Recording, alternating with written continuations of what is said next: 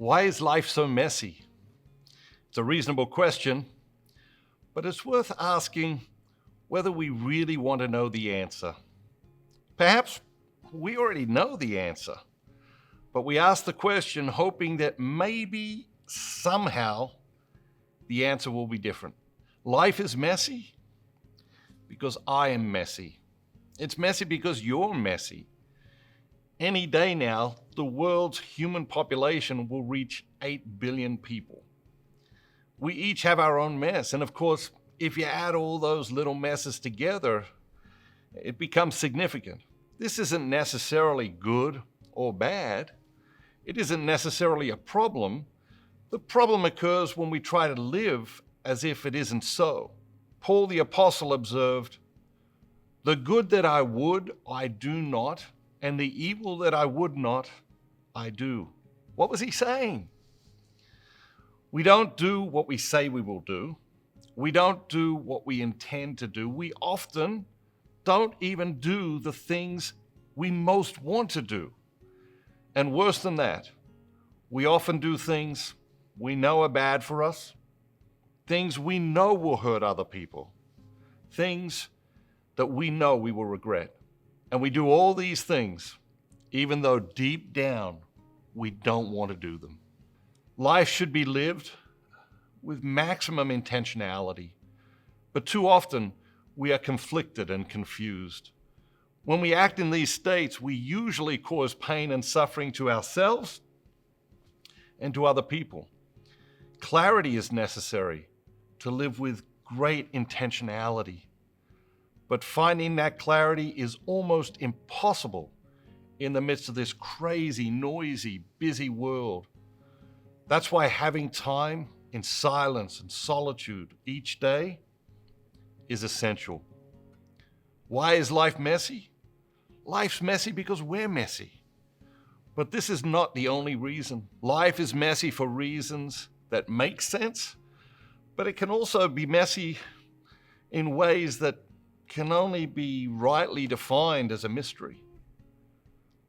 Life is also messy because it can be random and unpredictable. We don't like random and unpredictable.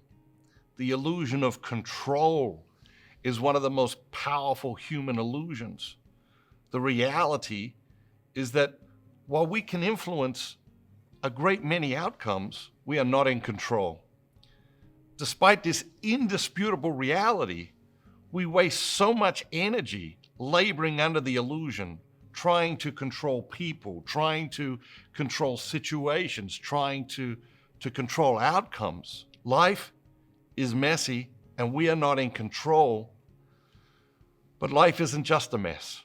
Life is also wonderful.